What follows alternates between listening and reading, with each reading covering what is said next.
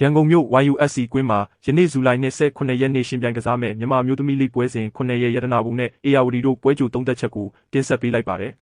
လက်ရှိအမှတ်ပေးစရာမှာအေယာဝတီက6ပွဲကစား9ပွဲနိုင်15မှတ်နဲ့အဆင့်2နေရာမှာရပ်တည်နေပြီးထိပ်ဆုံးက ISPE ကိုတမတ်ကွာနဲ့ဖိအားပေးထားပါတယ်။ရတနာပုံကတော့6ပွဲကစား3ပွဲနိုင်1ပွဲတည်10မှတ်နဲ့အဆင့်5မှာရပ်တည်နေပါတယ်။ပြီးခဲ့တဲ့ပွဲမှာထိပ်ဆုံးက ISPE အသင်းရမှတ်လျှော့ခဲ့တာကြောင့်အေယာဝတီအတွက်ချန်ပီယံနေရာကိုတက်လန်းဖို့အခွင့်အရေးကောင်းတွေပိုပွင့်လာပါတယ်။နီးပြတစ်ကူမီကိုတာရှီရိုလက်ထက်ပထမဆုံးပွဲမှာရီတူပေါ်နာရဲ့နောက်ကျကိုနဲ့နိုင်ပွဲစတင်ရရှိခဲ့ပေမဲ့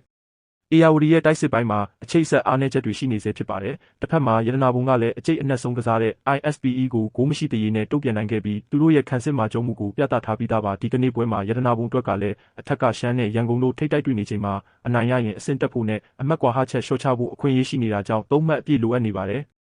အေယာဝတီအသင်းဘက်မှာတော့6ပွဲမှာဂိုးပါဝင်ပတ်သက်မှု9ကြိမ်အထိရှိထားတဲ့ဘင်္ဂလားဒေ့ရှ်တိုက်စစ်ကစားသမားရီတူပေါ်နာကွင်းလယ်ကနေအခွင့်အရေးတွေဖန်တီးပေးနေတဲ့ဖြူဖြူဝင်းတို့အပြင်လေ့ကျင့်ကန်ဆင်းနေပြီဖြစ်တဲ့မေထက်လူပါပြန်လည်ပါဝင်လာမလားဆိုတာကိုပါဆက်လက်စောင့်ကြည့်ရမှာဖြစ်ပါတယ်။ဒါအပြင်ဒဏ်ရာပြဿနာတွေကြောင့်ရုန်းကန်နေရတဲ့အေယာဝတီတို့အတွက်လူငယ်ကစားသမားတွေနဲ့အတူအဓိကတိုက်စစ်မှုစမ်းတော်ရဲ့ပွဲကစားချိန်တွေကလည်းပွဲအပေါ်တက်ရောက်မှုရှိလာနိုင်ပါတယ်။ရတနာပုံအသင်းဘက်ကတော့ပြီးခဲ့တဲ့ပွဲမှာလက်စွမ်းပြခဲ့တဲ့ဂိုးသမားလှထွေးကြစ်လစ်တဲ့ခံစစ်တန်းအသင်းကောင်းဆောင်ဝင်းသိန်းကြီးထွန်းရဲ့တိုက်စစ်ရုံးအားနဲ့လူငယ်ကစားသမားပင်မြင့်ရန်တို့ရဲ့စွမ်းဆောင်ရည်တွေကိုအထူးစောင့်ကြည့်ရမှာဖြစ်ပါတယ်။မြန်မာအမျိုးသမီးလိရဲ့ရင်ခုန်စရာအကောင်းဆုံးဒီပွဲစဉ်ကြီးကိုဒီကနေ့ဇူလိုင်29ရက်နေ့မှာရှင်ပြိုင်သွားမှာဖြစ်ပြီး NRTV4 နဲ့ပြုံးပလေး Sports YouTube Channel တို့ကနေတိုက်ရိုက်ထုတ်လွှင့်ပြသသွားမှာဖြစ်ပါတယ်။မိတ်ဆွေတို့အနေနဲ့ဘယ်အသင်းကဘယ်လိုနိုင်ယူသွားမလဲဆိုတာ comment မှာပြောခဲ့ကြအောင်နော်။